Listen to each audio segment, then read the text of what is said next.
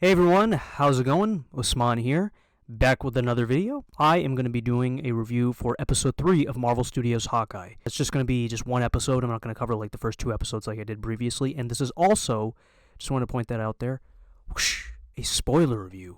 That's right, a spoiler review. So previously in the last video I made about Hawkeye, I did like a non-spoiler review, but in this one specifically, I'm going to be doing a spoiler review. So I'm going to be talking about just like some things here and there that I liked. You know, as the usual goes on, I think pros and cons, stuff like that. So the pros, Echo. That was the name of that was the character that was introduced in the beginning of the episode. Basically, just her origin story and how she came about. She was like in school, and she was like the character's deaf. She's deaf in the comics, and just showed like the beginning of her. Basically just like in school, and she was deaf. She couldn't hear anything. She was just basically learning in class, but yet she was really smart, and she was able to, I guess, read people's lips. And then she knew a little bit of like sign language, so ASL, and just the whole thing where her dad just dies by the hands of Ronan, who is brought up in the entire show, and Ronan is Hawkeye. She doesn't know that, and she wants to take revenge against Ronan. I honestly thought that her origin story was interesting, and it was good that it was actually better and more interesting than Kate Bishop's. I actually felt a little bit more invested in hers as opposed to Kate Bishop's. And yeah, like I mentioned before, I don't really know that much about the character, but I know that she's connected to the Kingpin, and I guess a little bit of like, Daredevil in the comic books. That's what I heard about ramblings here and there. But yeah, based off the stuff I've seen with her, she's kind of cool. I like what they do with her. Essentially, she's kind of like, I think, like Taskmaster from Black Widow / Taskmaster in the comics, where, just copies people's moves and stuff like that. Sort of, in a way, sort of copies that a little bit, kind of just like what Hawkeye was and stuff. So it's something along those lines, I believe. And she's going to be getting her own show on Disney Plus, so that's cool. I think everybody else knows that okay, there was a shot in the episode where there was like young Echo, and she was getting her cheek pinched by someone, in a black suit. And I believe, and like everybody else, and I noticed this even on the first time I was watching it, this is probably Kingpin, and it's Vincent D'Onofrio's Kingpin. So I really think that he's going to be coming back. Everybody else thought that I wasn't the only one, and that's actually extremely exciting because it's possible that he might be in the MCU, because a lot of the time I think the actor's sort of been teasing that he might be in the show, maybe not. It's possible. It's not confirmed or anything like that. No, it's not confirmed that he's going to be in the show, but personally for someone like me, and I think everybody else who's a comic book fan and whatever, they actually truly believe that he's going to be in this, so that's really, really cool. And I hope he's going to be in it. He's a great actor, so yeah, why not? There's another thing I really, really enjoyed about this episode, the use of the arrows and stuff like that. There was the use of the arrows are really cool. They use a thing called a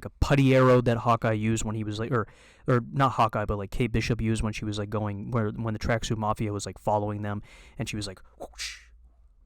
She shot it on their windshield, and they were like, "Oh no, what's going on?" So it was so. I like that the use of the different arrows, the putty arrows and stuff. But my one favorite arrow, the one arrow that I think is the best, and my favorite scene or part of the episode was the scene where, they're on I think the bridge or something. I don't know, Brooklyn Bridge or something like that, and they're out of the car, and Hawkeye grabs an arrow. Basically, he tells Kate Bishop, instructs her to just shoot a random arrow into the sky, and then he has his Pym Tech arrow, which I believe Ant-Man basically gave him, and then he just shoots it up into the air, and it just turns big, and then it crashes into it just destroys their vehicle, so the Tracksuit Mafia's vehicle. So that was really cool action sort of set piece and stuff like that. Also just the action was really, really great in this episode. I think it's amped up and better than what it was in the first two episodes specifically, so I really, really enjoyed that. But that was my favorite part of that episode. So the character that Tony Dalton plays, the guy with the mustache and everything, he was also on Better Call Saul, playing the character of Lalo Salamanca. His character, I believe his name is Swordsman in the comics. He's a character who I believe, if I'm not mistaken, I read this about some certain areas and whatever, that he trained Hawkeye.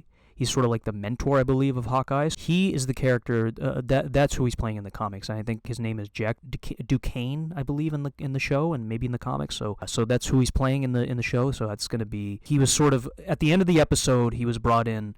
I mean, he had the Ronin sword pushed up against Hawkeye himself, to his neck. And yeah, that was just a pretty crazy sort of showdown. So that makes me very excited to see what they do in the next episode and explore more of him. If I had to be honest, I think this episode was my favorite episode. And I think a lot of people can agree that, yeah, this is the best episode so far. I liked the first two episodes. I liked it. But I think the third episode really sold me on this whole thing. And I really want to see more action with the arrows, because grounded character, he's really cool. That's what makes Hawkeye really cool. Okay, I'll just move on to a con, which may or may not really be considered a con. But okay, maybe just something that I had a specific feeling that maybe I'm in sort of the minority of this. There was a scene in the episode, it was like supposed to be sort of like an emotional type of scene where like Hawkeye's talking to his son in the show. He's like, I might not be able to come home for Christmas or whatever. Like I said, I'm like, about that whole thing.